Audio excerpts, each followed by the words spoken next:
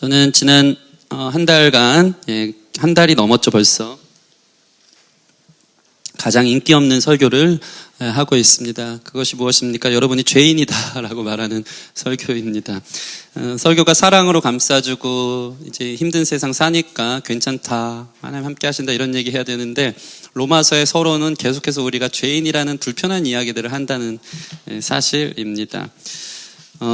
우리를 고무시키고 칭찬하는 것이 아니라 우리 성도 여러분의 기분은 안중에도 없는 냉정하고 엄한 지적을 하고 있는 것입니다. 그러나 이것은 말씀입니다. 하나님이 저와 여러분에게 주시는 말씀인 줄 믿습니다. 제가 지적하는 것 아니고 하나님의 지적은 우리를 살리고 우리를 세우려는 지적인 줄 믿습니다. 저도 이 지적을 받으면서 한 달 동안 그럼에도 불구하고 내가 왜 죄인인가에 대한 깊이 있는 참회와 깊이 있는 내 마음 가운데 주의 말씀의 필요를 주님이 원하는 만큼 느끼지 못한 내 자신을 보면서 한편으로도 더 많이 들어야 되는 것이다. 내가 죄인 중에 괴수구나. 주님의 은혜 아니면 살 수 없구나라는 것을 주님이 계속해서 우리 가운데 말씀하시고자 저와 여러분들을 불편한 이야기지만 초청하고 있는 것 같습니다. 우리 모두가 죄 아래에 있습니다. 우리의 기본적 세팅이 어떻습니까? 그것은 바로 불경건이라고 하였습니다. 하나님 없이 마음대로 살고 싶은 마음들이 우리 안에 늘 있는 거죠. 그죠? 또 그로 인한 죄의 열매들이 사실 우리 삶에, 우리 가정에, 우리의 삶의 많은 관계 속에 일어나고 있어요. 불의죠, 한마디로. 하나님을 떠나서 내 마음대로 살고 싶은데 내 마음대로 사느라고, 내 욕심대로 사느라고 다른 사람 피해주면서 살아가는 우리 자신의 이러지도 저러지도 못하는 것. 하나님 없으면 살 수 없으면서 하나님 없이 잘 살고 싶은데 잘 살지 못하는 우리 자신에 대한 이 딜레마, 이것이 바로 우리 자신의 죄로 인한 시작, 그 열매를 보여주고 있는 것입니다. 그러면서 지난 한 달 동안 무슨 이야기 했습니까? 그러면서도 남을 판단해요. 난 좀 그래도 괜찮지 하면서 죄에 대해서 직면하기를 싫어하는 우리 자신, 핑계대고 심지어는 위선적입니다. 가면을 쓰고 사는 거죠. 앞에서는 거룩한 척, 앞에서는 괜찮은 척 하지만 남을 가르칠 줄은 알지만 정작 자기 삶에는 그 말씀을 적용해서 하루하루 분투하며 살아가는 사람들이 없는 위선적인 우리 자신이 누구인지를 로마서는 계속해서 우리를 까발려서 보여주고 있는 것입니다. 그럼에도 불구하고 죄인임을 인정하지 않고 이 정도면 괜찮다고 스스로를 관대하게, 스스로에게 과하게 평가하는 우리 자신, 이런 우리 자신에 대해서 성경은 이야기하고 있습니다. 그래서 오늘 본문을 보시면요, 9절 말씀 보시면, 그러면 어떠하냐, 우리는 나으냐, 결코 아니라 유대인이나 헬라인이나 다 어디에 있다고요? 죄 아래 있다고 우리가 이미 선언하고 있는 것입니다. 여러분, 성경에서요, 죄 아래 있다 할 때 이 죄가 단수로 쓰이면요 좀 표현이 다릅니다. 죄들이라는 복수로 쓰일 때는 죄의 열매와 현상들을 얘기하는데, 이 죄라는 단수로 쓰일 때는 이건 인격을 얘기해요. 인격. 하마르티아라는 죄가 인격을 가지고 있다라는 것이죠. 어떤 존재예요, 존재. 죄 아래 있다. 그의 세력 아래 있다. 에베소서 보면 공중 권세 잡은 자 사탄을 바로 지칭하는 것입니다. 죄 아래 있다라는 것은 무엇이냐면, 우는 사자같이 우리를 삼키려고 달려드는 하나의 인격이 우리를 장악하고 우리를 묶어두고 우리에게 영향력을 미치며 우리를 파괴하려고 달려든다라는 그 세력이 있다라는 것을 지금 이야기하고 있는 거예요. 저와 여러분들을 하나님의 열심으로 이끌어가지만 마귀도 그렇게 성실할 수가 없어요. 마귀가 죄가 인격인데 우리를 파괴하려고, 넘어뜨리려고 얼마나 열심히 우리를 향해 일하고 있는지 모릅니다. 그 강력한 마귀의 능력 아래, 우리가 공중권세 잡은 사탄 마귀 아래 우리가 있는 것입니다. 재밌는 것은 무엇이냐면요, 동물에게는 이런 공격이 없어요. 왜 그런지 아십니까? 동물은 영이 없기 때문입니다. 영적이지 않아요. 사람은 영적이에요. 사람이 영적이기 때문에 영적인 흑암의 세력의 실체가, 악령이 우리를 향해 장악하고 우리를 공격하는 일들이 있다라는 것입니다. 저는 이런 경우들을 종종 느낍니다. 특별한 경험인데, 지난주에 세례식이 있었는데 그 한 주 동안 얼마나 많은 공격이 영적으로 있었는지 몰라요. 기도 생활을 못하고 말씀 앞에 서 있을 수 없게 만들고 계속해서 제 안에 온갖 더럽고 이게 파괴적인 생각들이 저를 막 장악하고 정신을 못 차리게 하는 거예요. 그러면서 저를 부담을 주는 거죠. 세례식이 있는데 왜 그런 것들을 보면서 우리가 사단이 우리의 삶을 이제 흔들어 놓는 거죠. 흔들어 놓는 거. 죄 아래, 영향력 아래 둬서 넌 별거 아니야. 네가 무슨 선한 일을 해. 너가 무슨 하나님의 자녀야. 파괴하고 우리를 넘어뜨리려는 세력이 있다는 것을 우리가 몸으로 느낀다는 것입니다. 특별히 죄 아래에 있다는 것은 헬라어로 휘포인데 쇠사슬에 묶였다는 거예요. 우리가 어딜 가든지 자유롭게 가려 해도 놔주지 않아요. 하나님 잘 섬기려는 의지가 저 여러분 가운데 있는 줄 믿습니다. 주일 예배 잘 지키고 은혜 안에 있었으면 좋겠다는 마음도 있는데 사단이 가만두지 않는 거예요. 죄의 쇠사슬에 우리를 발목 잡아놔서 가려가면 잡고 네가 어딜 가, 너까짓 게 어딜 가 하면서 우리를 장악하고 붙들어 놓는 세력이 있다는 것입니다. 그게 우리라는 거예요. 그게 우리. 그래서 사도 바울은 우리가 죄 아래에 있기 때문에 우리가 어떤 상태인지를 구약에 있는 내용들을 설명하면서 정의해 주고 있습니다. 10절부터 보시면 기록된 바라는 것은 뭐냐면 바울이 구약의 이야기를 꺼낸다는 거예요. 기록된 바 어떻게 되어 있습니까? 의인은 없나니 하나도 없으며. 여기서 얘기하는 의인은 없나니 하나도 없다라는 것은 무엇이냐면 법정적으로 우리는 모두 죄 아래에 있다라는 것을 얘기하는 거예요. 아담과 하와의 선악과를 따먹은 그 원죄로 인해서 우리는 법적으로 하나님과의 관계로부터 이탈되어진 에덴에서 떠나 죄의 법 아래 있을 수밖에 없는 법정적 죄인이라는 것을 이야기하고 있는 것입니다. 법정적 죄인일 뿐만 아니고 11절부터 보시면 법적으로 죄가 아니고 우리 자신의 삶의 현상도 죄의 현상들이 나타나는 것을 보여주고 있어요. 첫째 뭡니까? 11절 보시면 깨닫는 자도 없고, 우리는 본성이 죄로 더럽혀져 있기 때문에 하나님의 진리를 절대 이해하지 못합니다.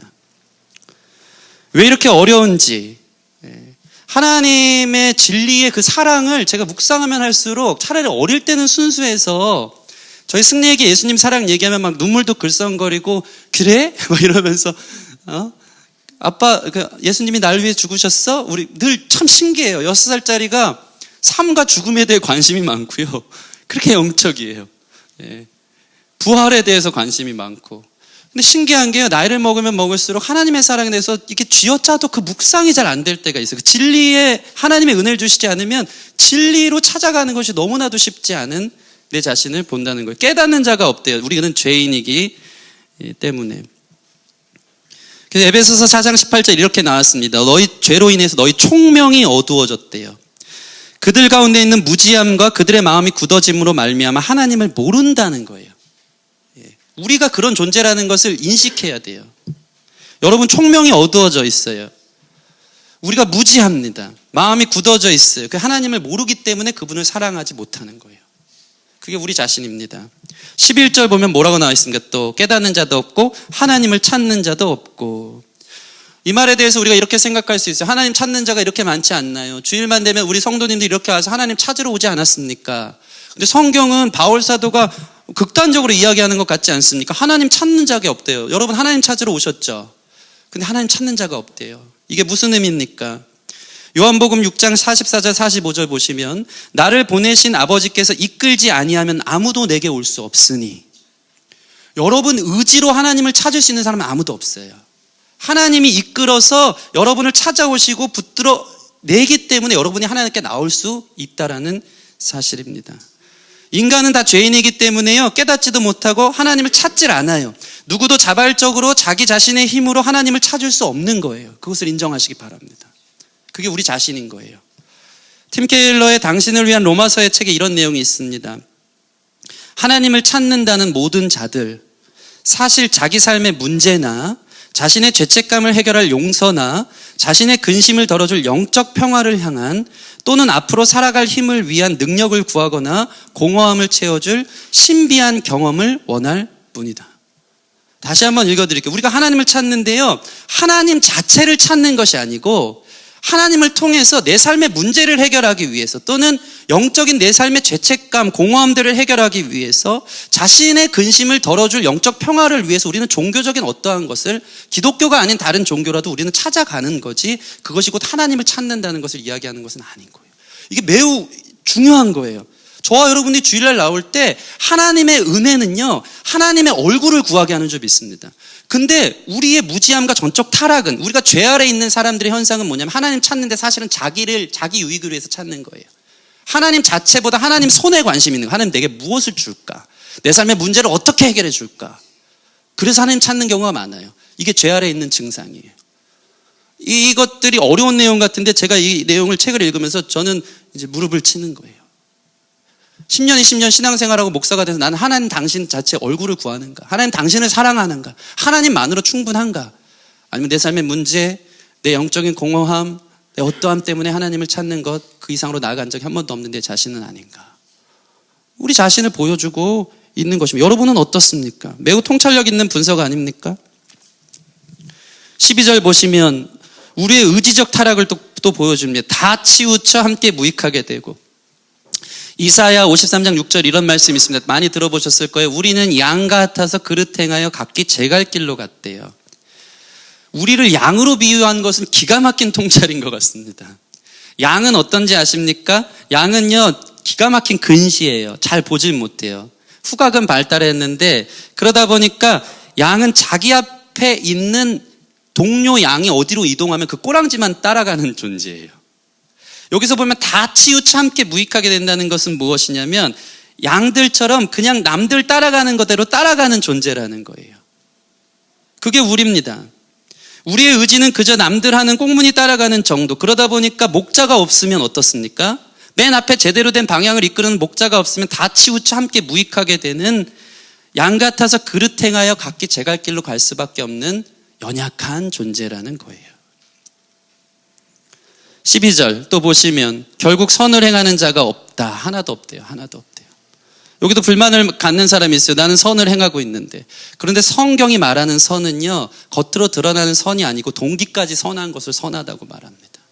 많은 사람들이 선행을 한다고 하는데 그 동기가 선하지 않을 때가 너무나 많습니다.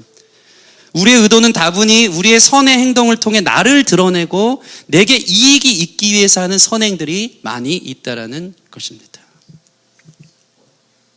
그래서 오늘 이 말씀은 뭡니까? 기록된 바 다 죄 아래, 하마르티아, 죄의 영향력 아래 있는 우리 자신이 어떠한지를 보여주고 있는데 전적인 타락을 말해주는 거예요. 첫 번째, 지적인 타락, 깨닫는 자가 없어요. 하나님 찾는 자가 없어요. 두 번째, 하나님을 진정 사랑해서 하나님을 찾아가는 이 감정적 하나님을 향한 열망과 사랑이 있는 자가 없다. 감정적 타락. 또 의지적 타락. 치우쳐서 선을 행하는 자가 없는 전인격적 부패. 우리는 아주 무능하고 아주 부패했으며 아주 절망적일 수밖에 없는 우리 자신인 것을 보여주고 있습니다. 우리는 법정적 죄인이면서 동시에 삶의 모습도 죄인인 것을 드러내는 거예요. 그러면서 바울은 이제 이러한 죄된 우리 자신의 모습이 어떤 방식으로 확대되어지는지에 대해서 다시 이야기해주고 있습니다. 13절 14절 말씀 같이 한번 읽어보겠습니다. 13, 14절 시작. 그들의 목구멍은 열린 무덤이요 그 혀로는 속임을 일삼으며 그 입술에는 독사의 독이 있고 그 입에는 저주와 악독이 가득하고. 여러분, 이 말씀을 13절 14절을 보면 죄가 어떤 양상으로 확대되는지를 보여주는데요, 이 말씀에 공통점이 있습니다. 그들의 목구멍, 열린 무덤, 혀, 입술, 입, 한마디로 우리의 말을 얘기하는 거예요. 언어. 죄의 시작은 언어예요. 말이에요. 모든 사람은요, 이 마음에 있는 것이 말로 쏟아져 나옵니다. 우리의 죄의 시작은 바로 이 언어입니다. 우리가 얼마나 우리의 입에 불평과 원망과 분노와 시기와 질투와 하는 말들이 얼마나 많이 있습니까? 저주가 얼마나 많습니까? 그게 죄의 시작이라는 거예요. 그게 전부예요. 여러분은 어떻습니까? 지난주에 감사를 선택하라는 말씀을 전했는데 감사하셨습니까? 아니면 또 죽겠네 염려하면서 제 탓하네 이러면서 살지는 않았는지요. 우리가 얼마나 많은 말로 사람들을 죽이고 있습니까? 우리 안에서 나오는 것이 열린 무덤과 같대요. 사람 죽이는 말만 하는 거예요. 그게 우리 자신 아닙니까? 남을 죽이고 심지어는 내 속에서 일어나는 말들이 무엇인지 생각하세요. 난 그래서 안 돼.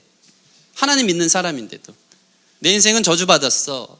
나를 죽이는 거예요. 이게 우리 자신은 아니죠. 독사의 독이 있고 도끼가 가득한 우리의 말을, 그것이 죄의 첫 시작이라는 거예요. 이게 안 고쳐져요. 야고보서 보면요, 이 혀를 능히 길들일 자가 없다고 해요. 그래서 야고보서에서 경건한 사람의 가장 큰 척도를 뭐로 얘기하는지 아십니까? 이 입에 혀에 재갈 물리는 걸 경건이래요. 경건이요, 기도생활, 말씀생활, 큐티생활 하는 게 경건이 아니고요, 네 입단속부터 해라. 이게 경건이래요. 얼마나 우리에게 경고하고 우리에게 말씀하는 것입니까? 여러분, 사람을 살리는 메시지, 살리는 말을 합니까? 아니면 늘 우리 안에서 썩은 말, 나쁜 말, 죽이는 말, 불평하는 말, 원망하는 말, 악독이 가득한 말만 합니까? 야고보서 1장 26절 같이 한번 읽겠습니다. 시작. 누구든지 스스로 경건하다 생각하며 자기 혀를 재갈 물리지 아니하고 자기 마음을 속이면 이 사람의 경건은 헛것이라. 경건이라는 것은 해야 할 것을 하는 것을 넘어서서 하지 말아야 할 것을 안 하는 것이 더 중요한 것입니다. 그래서 야고보서 3장에는요, 말에 실수가 없는 사람을 온전한 사람이라고 해요. 옆 사람 보면서 말 실수하지 맙시다. 네, 말 실수하지 마세요. 말 실수하지 마세요. 우리는 얼마나 저주와 악독이 가득한 말로 소중하고 사랑하는 사람들, 가족들 상처를 주고 그들의 길을 죽이고 있습니까? 늘 하는 말이지만 상처는 어디서 받냐면요, 북한의 김정은 때문에 상처받는 사람 없고요, 내 옆에 있는 가족 때문에 상처받아요. 그 말 때문에. 그게 죄의 시작인 거예요. 그리고 어떻게 확대되는지 아십니까? 15절부터 17절 같이 읽겠습니다. 시작. 그 발은 피 흘리는데 빠른지라 파멸과 고생이 그 길에 있어 평강의 길을 알지 못하였고. 참 놀랍습니다. 말이 시작되면요, 그 말 때문에 행동까지 가는 거예요. 그 발은 입에서 발로 가는 거예요. 그 발은 피 흘리는데 빠른지라. 말싸움이 시작해서 폭력의 행동이 가요. 처음부터 때리는 사람 없더라고요. 말이 막 옥신각신하면서 서로에게 죽이는 말, 상처하는 말이 가다가 손이 가는 거예요. 말이 곧 행동으로 가요. 바람피는 대다수의 이유가 있대요. 배우자에 대한 비교와 원망과 불평의 마음과 말들이 나오기 시작하면요, 그 비교 속에서, 원망과 불평 속에서 다른 사람 찾는 거예요. 행동으로 가는 거예요. 이게 중요합니다. 그럼 어떤 일이 보여집니까? 놀랍습니다. 15절 보면 그 발은 피 흘리는 데 빠른지라. 죄의 결국은 피 흘림이에요. 바람피는 사람들 통해서 배우자의 눈물에 피눈물 나게 하는 일이 벌어지는 거예요. 그 가정을 파괴하면서. 말로 시작해서 불평과 원망 때문에, 비교 때문에 거기까지 가는 거예요. 얼마나 무섭습니까? 말이 시작이고 곧 행동까지 나오는 거예요. 늘 마음에 어떠한 말이 여러분에게 말을 걸고 있습니까? 여러분 마음에서 올라오는 말은 뭐예요? 쟤 때문에 안 돼. 쟤만 없었으면. 너 때문에 내 인생의 불행 시작이 됐어. 이게 우리의 말로 쏟아지고 감사는 잃어버린 채 다른 행동들을 찾아가는 거예요. 결국 어떻습니까? 우리는 모두 피 흘리는데 빠른지라. 파멸과 고생이 그 길에 있대요. 죄의 결과 아닙니까? 모든 관계가 살벌해져요. 인간의 하나님 없는 모든 인간관계는 평화가 없습니다. 경쟁 관계가 됩니다. 피해를 주는 관계가 되고 서로를 죽고 죽이는 관계로 끝날 수밖에 없는 것입니다. 많은 사람들이요, 나이 먹으면요, 신세한탄 하시는 분들이 참 많습니다. 파멸과 고생의 길을 있다 보니까. 신세한탄하면서 인생 탓하고 신세 탓하고 술에 취해 팔자 탓하고 울고 신음하는 것이 예수님 믿지 않는, 제대로 만나지 않은 사람들의 노년의 모습인 거예요. 결국 어떻게 됩니까? 18절 말씀 같이 읽겠습니다. 18절 시작. 그들의 눈앞에 하나님을 두려워함이 없느니라 함과 같으니라. 하나님 두려워함이 없는 거예요. 필터링이 없어요. 마지노선 브레이크가 없는 사람이 되는 것입니다. 시편 1편을 보면요, 이것이 너무 잘 나타나 있습니다. 복 있는 사람은 악인의 꾀를 따르지 아니하며 죄인의 길에 들어서지 아니하고 오만한 자의 자리에 앉지 않는데요. 처음에는요, 복 있는 사람은요, 악인의 꾀를 따르지 않아요. 그러다 보니까 죄인의 길로 행동이 가지 않아요. 그러다가 자리를 틀어 앉은 교만한 사람들, 하나님 두려워할 줄 모르는 오만한 자의 자리에 앉지 않습니다. 근데 복이 없는 사람들, 죄인들의 특징은 이거예요. 악인의 꾀를 마음에 품고 말로 시작하다가 죄인의 길에 들어서 행동을 하다가 오만방자한 자리에 앉아서 하나님 없이 사는, 하나님 두려워하지 않는 인생이 되어지는 것입니다. 하나님이 살아계신데 두려운 게 없어요. 하나님께 눈을 치켜뜨고 냉소적인 사람이 되는 거예요. 당신이 뭔데? 하는 거예요. 거기까지 갑니다. 여러분, 가인이 동생 아벨을 죽이고 하나님이 찾아왔어요. 하나님이 이렇게 말합니다. 내 동생 아벨이 어디 있느냐? 그러면 어떻게 해야 될까요? 하나님 거기까지 찾아오시면 다 알고 온 거 아닙니까? 그러면 벌벌 떨면서 말 한마디 제대로 못하고 엎드려서 잘못했습니다. 제가 동생을 시기해서 죽였습니다. 어떻게 하면 좋습니까? 하는 게 정상 아닙니까? 가인이 죄의 극단적인 살인죄, 피 흘리는데 빠른 그 일들을 하고 나서 가인이 한 말이 있어요. 하나님 나타나 물어보니까 내가 무슨 동생 지키는 자예요? 하나님을 두려움이 없는 데까지 나아가는 겁니다. 여러분, 반대로 믿음의 사람들의 특징은요, 하나님을 두려워해요. 하나님을 두려워하면 범죄하지 않습니다. 갈 때까지 가지 않아요. 하나님 두려워하는데 어떻게 그런 죄를 짓겠습니까? 하나님 보고 계신데. 하다못해 차 타고 가다가 요즘은 잠깐 정차하면 CCTV 다 있잖아요.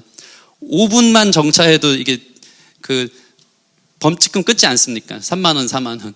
그거 보느라고 깜빡이 켜놓고 5분 지나는지나 시간 재면서 왜 이렇게 안 오냐 이러고 있는 게 우리 자신인데, CCTV 하나 돈 몇만 원 그 벌금 무는 것 때문에 의식하면서 하는데, 여기 보시면 18절 보시면 그들의 눈앞에 하나님을 두려움이 없느니라. 눈앞에 하나님이 계시는 걸 의식하지 않는 거예요. 두려움이 없는 거예요. 어릴 때 아이들 교육 중에 참 중요한 게 있대요. 그건 바로 아빠의 존재랍니다. 아빠의 존재. 아빠의 역할이 중요한데, 너그럽게 잘못해도 다 받아주는 엄마가 있다면 가끔씩 아빠가 이놈 할 때가 있어요. 그럼 어린 시절 그 이놈의 저음의 그 무게 있는 그 말로 인해서 아이 안에 하면 안 되는 것에 대한 일종의 브레이크가 생기는 것이죠. 이놈 한번 하면 무서워서 소스라치게 놀라고 벌벌 떠는 아이의 모습이 교육상 좋은 것입니다. 그런데 오늘날 많은 사람들은요, 하나님 아버지의 영적 이놈이 없어요. 죄를 짓는데 하나님 두려워하는 게 없어요. 그때 이놈 하면서 그 들리는 게 없어요. 아나무인이에요. 이놈 그러다 혼난다. 이 무서운 하늘 아버지에 대한 인식이 무너진 지 오랜 것이 진짜 오늘날 많은 사람들의 특징인 것입니다. 마태복음 10장 28절 같이 한번 읽어보겠습니다. 마태복음 10장 28절 시작. 몸은 죽여도 영혼은 능히 죽이지 못하는 자들을 두려워하지 말고 오직 몸과 영혼을 능히 지옥에 멸하실 수 있는 자를 두려워하라. 얼마나 무서운 말씀입니까? 우리는 사람을 두려워해요. 직장 상사는 두려워해요. 내 인생 앞길을 이 사람이 하는 것처럼 벌벌대면서 눈치 보면서 그 앞에서 성실하게 일하는 척하고 뒤로는 다른 생각할 때가 많아요. 뭐라고 합니까? 몸은 죽여도 영혼은 능히 죽이지 못하는 사람들을 두려워하지 말고 몸과 영혼을 능히 지옥에 멸할 수 있는 자들을 두려워하라. 여러분 안에 영적 이놈이 회복되기를 바랍니다.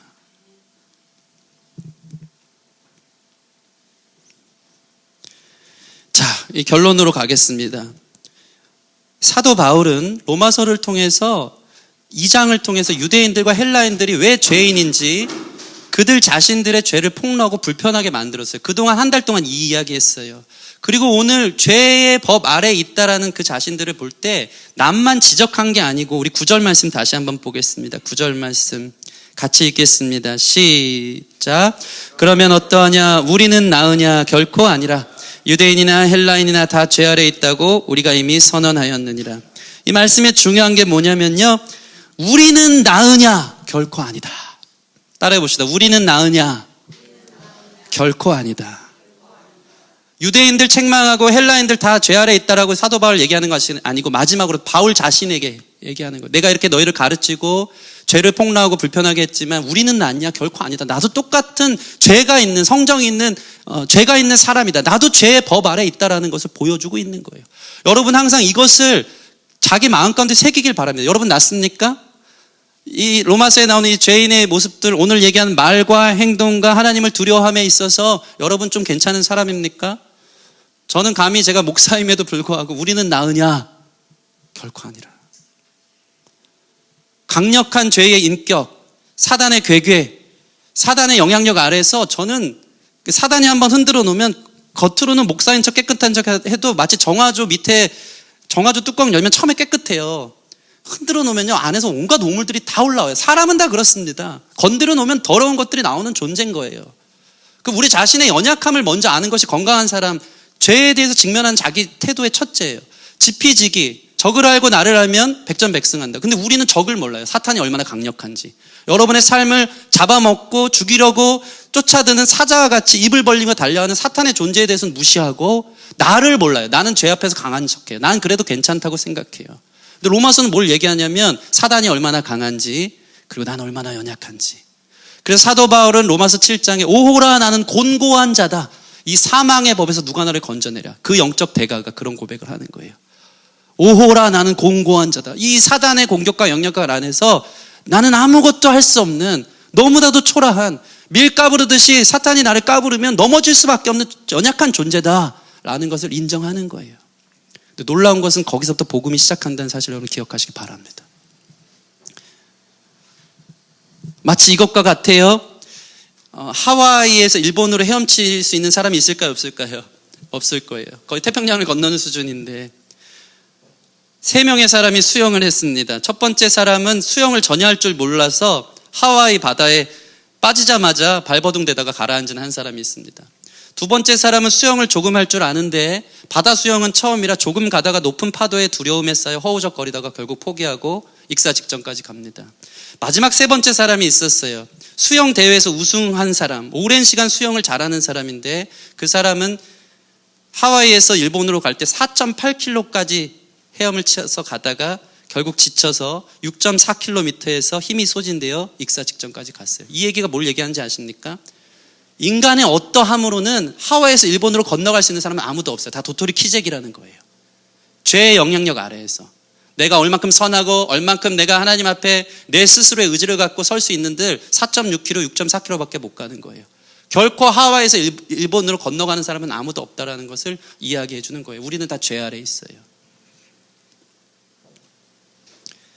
그래서 따라해 보겠습니다. 은혜의 시작은 바로 따라해 보겠습니다. 나 자신에 대한 철저한 절망에서부터 시작된다.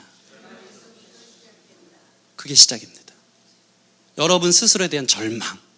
저는요, 나이를 먹으면 먹을수록 죄의 영향력 아래에 있어서 나는 아무것도 할 수 없는 존재라는 것을 느껴요. 너무나도 쉽게 넘어진 내 자신, 입단속 하나도 못하는 내 자신, 마음은 늘 부패하고 썩어 있는 것들이 넘치는 내 자신, 그것들이 행동으로 나오는 내 자신, 하나님을 두려워하지 않는 자신. 목사 아니라 목사 할아버지도 다 죄 아래에 있는 거예요. 이러한 내 스스로에 대한 절망에서부터 복음이 필요하구나 라는 것을 기억하는 것입니다. 물에 빠져 죽는 사람한테 제일 중요한 게 있대요. 그 사람이 힘이 들어있으면요, 함부로 가면 어떻게 됩니까? 같이 잡혀서 빠지는 거예요. 근데 이 사람이 절망에 빠져요. 완전히 익사 직전까지 가면 아무 힘이 없어요. 그러면 그때 구원을 내는 거예요. 신앙적 영적 원리도 똑같아요. 내 힘으로 발버둥 치는 게 아니고 내 힘으로는 아무것도 할 수 없습니다 하고 두 손 두 발 다 들 때 그때 구원이 일어나는 거예요. 여러분 힘으로 하려고 하는 거 모두 포기하고 여러분 스스로에 대한 자각, 절망, 거기서부터 시작되기를 바랍니다. 그러면 안 그러면 어떤 일이 벌어지냐면 이제 수영하는데 빠져 죽는데 계속해서 발버둥 치잖아요. 그럼 어떡합니까? 기절시키는 거죠. 뒤통수 때려서 딱 때려서 기절시키고 이렇게 죽게 해야지 건져낼 수 있는 거예요. 하나님이 여러분을 죽이게 하는 것 같습니까? 건져내기 위해서 여러분을 잠깐 기절시키는 것이라는 것이죠. 제가 예전에 봤던 영상인데 이 연예인 최강희 씨 드라마 많이 출연하고 이제 교회 열심히 다니고 그 텔레비도 요즘 책 가끔 보면 이제 성경 공부하러 가느라고 인터뷰 잘 안 하고 이런 분인데 잠깐 영상이 하나 있거든요. 그분이 어떻게 자신의 전적 절망 또 의지 박약 내 스스로 어떻게 할 수 없는 이 분에 죄된 그 영향력이 있었던 것 같아요. 거기서 어떻게 해방이 됐는지에 대한 짧은 간증이 있습니다. 이거 보고 영상 말씀 마무리하고 함께 기도하는 시간을 가지면 좋겠습니다. 저는 어렸을 때부터 언제 다 살지? 어릴 때부터요? 네, 꿈이 없다고 청소년들 많이 하잖아요. 그렇죠. 네, 전 공감해요. 그냥 빨리 이렇게 그래서 오늘 죽나? 내일 죽나? 미남은 방구를 찍을 때 지금 돌이켜보니까 그게 우울증이에요. 되게 밝아요, 막 사람들한테. 팬다운이 심한 거죠. 그리고 정말로 안녕 안녕 하고 문 딱 닫으면 그냥 딱 닫으면서부터 눈물이 나고 불도 안 켜고 그래서 밥도 이렇게 뭐 먹을래? 그러면 나는 혼자 먹을래. 나는 시켜줘. 그래서 사람들이랑 먹으면 체하고 그래서 짜장면 같은 거 막 먹으면서 정말 한 입 딱 먹으면 눈물이 확 자존감이 너무 낮은데 내까짓게 막 이런 게 되게 심했어요. 저 막 이거 어떻게 보일래나? 예. 막 자해 같은 것도 하고 그랬어요. 자존감이 되게 낮았는데 제 피가 또 어떤 사람은 살아나고 그러니까 그냥 가는 거예요. 언혈의 집에 골수기증하고 사람들이 막 넌 어떻게 그런 일을 했니? 그럴수록 저는 살기 힘들어졌어요. 속은 더 기쁨은 없고 그냥 세상에 생각해 보세요. 천사가 봉지에 술을 담아갖고 덜덜 떨면서 문 닫고 막 울고 손을 덜덜 떨면서 뭐라도 끊고 내가 좀 괜찮은 사람이고 싶은데 금연 금주 막 하루도 못 해요. 예배 내용은 기억이 안 나는데 예배가 끝나고 기도를 하는데 사람들이 엄청 뜨겁게 통성으로 기도를 하는 거예요. 네. 근데 제가 갑자기 눈물이 팍 터진 거예요. 그래서 이랬어요. 살려주세요. 살려주세요. 근데 그게 진짜였어요. 자존심이 확 고백이었군요. 내려가서 살려주세요. 근데 그게 잘 도착한 것 같아요. 그렇게 작게 신음했는데도 불구하고 네. 그죠. 그러고 제가 그렇게 얘기했던 것 같아요. 속으로. 기도를 했는지 모르겠어요. 저는 의지 박약인 거 아시죠? 의지 박약이잖아요. 이렇게 만드셨잖아요. 아무것도 끊을 수 없고 나는 이렇다고. 도와주세요. 했는데 일단 일 정도로 했어요. 제가 못 끊는 건 아니까 그런 생각을 해본 거예요. 몇 번 시도했다가 내가 이게 좋아서 하는 게 아니라 괜히 한다 하면서 담배 같은 경우는 괜히는 안 펴야지. 괜히는 안 필게요. 근데 피고 싶으면 필게요. 술 괜히는 안 먹을게요. 근데 정말 먹고 싶으면 먹을게요. 그렇게 했어요. 그리고 몇 번은 먹고 했는데 나중에는 먹으려고 괜히 먹는 것 같다. 조금 이따 좀 더 먹고 싶으면 먹어야지. 또 이따 또 괜히 먹은 것 같아. 그래서 괜히 피는 것 같아. 이렇게 했는데 세상에 그게 끊긴 거예요. 예수님, 제가 만난 예수님은 자유예요. 그리고 그게 세상의 어떤 자유보다 제가 진짜 자유라고 생각했던 모든 행동들을 해봤을 때 세상의 자유는 저를 진짜 자유롭게 하지 못했어요. 찝찝하고 다음에 수습해야 되고 결국 내가 점점 더 죽어갔는데 거기 진짜 자유를 한번 맛보셨으면 좋겠어요. 제가 만난 예수님을 여러분이 만나기를 기도할게요. 네, 말씀을 마치겠습니다. 이 한 배우죠. 이 배우의 의지박약, 철저한 자기 무능, 절망에서 시작된 그의 삶에 놀라운 변화가 있는 것이죠. 우리는 다 이 자리에 괜찮은 척 앉아 있고 로마서는 그걸 보여주는 거예요. 우리가 얼마나 위선적인가. 사실 뒤로는 이 죄 아래 있으면서 얼마나 많은 죄들의 쓴 열매들이 나타나는가. 복음의 시작은 절망에서부터요. 난 안 되네요. 살려주세요. 다윗의 자손 예수여 나를 불쌍히 여겨주십시오. 완전히 내가 힘이 빠졌을 때 우리는 고쳤을 수 있는 인생이 아니고 완전 죽어야지 다시 살아는 인생이에요. 그 기독교에는 힐링보다는 킬링이에요. 킬링. 내가 죽어야 되는 거예요. 완전히 기절한 것처럼 죽고 그때 하나님의 구원이 시작되어지는 것입니다. 로마서는 이것을 한 달이 넘도록 구체적으로 우리에게 조명함에도 불구하고 그래도 난 좀 괜찮잖아요. 나는 별로 안 하더요 하는 그런 마음들이 있다면 성령께서 우리를 조명할 때 우리는 오늘도 얼마나 폭로하고 있습니다. 법정적 죄인이며 동시에 깨닫는 자도 없고 하나님 찾는 내 안에 선한 의도도 없고 말과 행동과 하나님에 대한 두려움도 없는 우리 자신이 철저한 회개, 절망으로 나아갈 때 그때 이제 로마서 강해가 시작되면서 진짜 자유가 뭔지 진짜 날 구원하신 주님의 능력이 뭔지를 우리가 경험하게 될 줄 믿습니다. 우리 시간 같이 기도했으면 좋겠어요. 찬양하고 기도했으면 좋겠는데 찬송가 214장 같이 찬양하고 여전히 죄의 열매 쓴뿌리 우리 자신의 많은 사람들 상처 주고 아픔 주는 고쳐지지 않는 내 인생이 있다면 주님 서서히 내 안에 일하여 주십시오. 내 힘을 뺍니다. 철저한 절망 가운데서 주님의 소망을 바라보며 함께 찬양합시다. 나 주의 도움 받고자 주 예수님께 빕니다. 그 구원 허락하시사 날 받아주소서. 내 모습 이대로 주 받으소서. 날 위해 돌아가신 주 날 받아주소서. 우리 3절. 내 힘과 결심 약하여 늘 깨어지기 쉬우니 주 이름으로 구원해 날 받아주소서.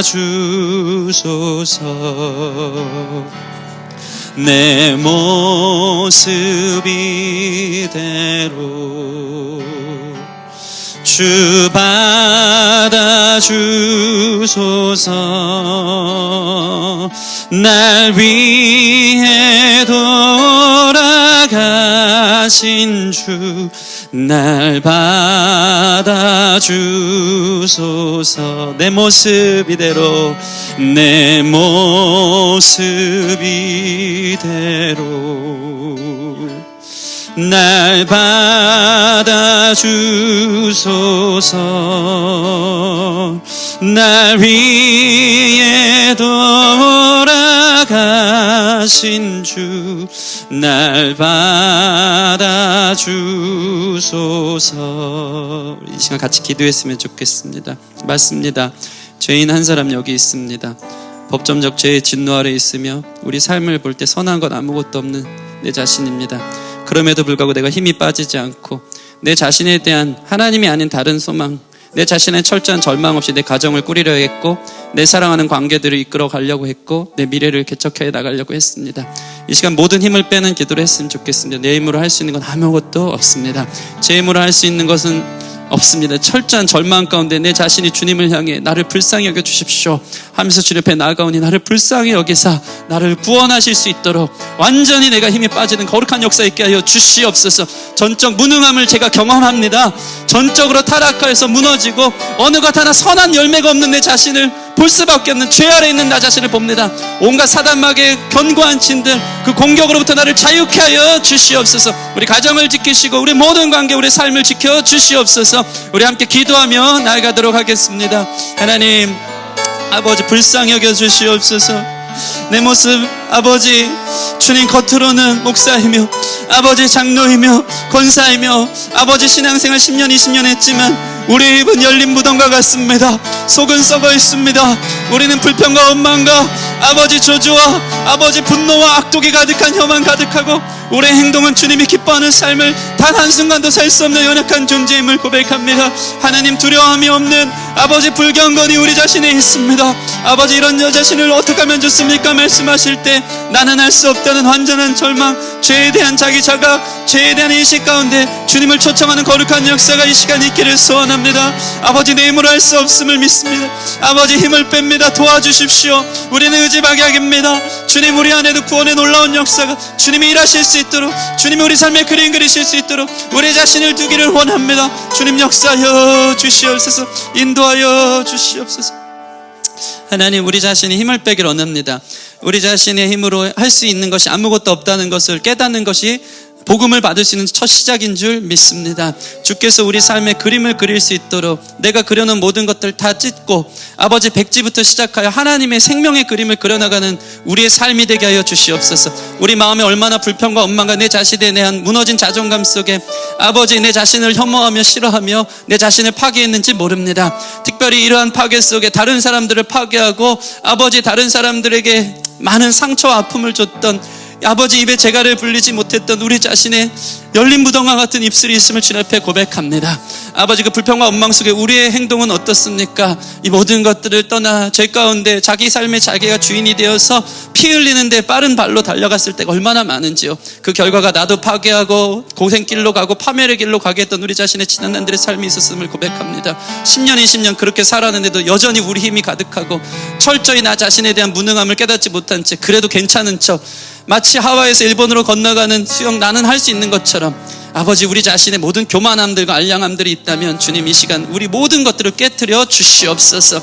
주님의 은혜 아니면 구원받을 수 없사오니 다시 시작하기를 원합니다. 로마서 강해를 통해서 우리 자신이 어떠한 사람인지 철저하게 인정하고 죄인임을 폭로할 때 자각하며 그 앞에 엎드려져 내가 죄 아래 있을 수밖에 없는 연약한 존재이오니 오라 나는 곤고한 자다. 이 사망의 법에서 누가 너를 건져낼까 하는 것이 복음의 시작 구원의 시작인 줄 믿사오니 철저하게 우리의 의지 박약인 우리 상태를 주님 앞에 아뢰고 우리를 불쌍히 여겨달라고 두 손 들고 천부여 의지 없어서 손 들고 옵니다 하는 마음으로 우리를 구원해달라는 선한 마음 주님 찾아오심으로 부어주실 수 있도록 역사하여 주시옵소서. 우리 자신이 다시 살아나길 원하오니 완전히 죽어지는 데부터 시작될 수 있도록 그 복음이 우리 가운데 들려올 때 우리 자신이 그것을 인정하며 나가는 거룩한 역사가 이 시간 있는 줄 믿고 특별히 죄 아래에서 힘들어하는 지체들이 있다면 이 시간 나사렛 예수 그리스도의 이름으로 보혈로 덮으사 모든 것이 떠나가는 역사 있게 하여 주시옵소서. 자신의 삶의 방탕함 가운데 무너진 가운데 파괴하는 음성 가운데 있는 모든 것들이 나사렛 예수 그리스도의 이름으로 떠나갈 지어다. 감사와 기쁨과 찬송이 우리 가운데 넘치게 하여 주시옵소서. 우리 입술을 성령의 제단 숯불로 재어서 완전히 태워져 거룩한 입술, 찬양의 입술, 감사의 입술이 되게 하여 주시옵소서. 우리를 파괴하는 모든 삶의 습관들로부터 자유케 되어지길 소원하오니 성령님 친히 찾아서 우리 가운데 말씀하시고 일하여 주시옵소서. 모든 것 감사와 찬양을 올려드리며 예수님 이름으로 기도드립니다. 아멘.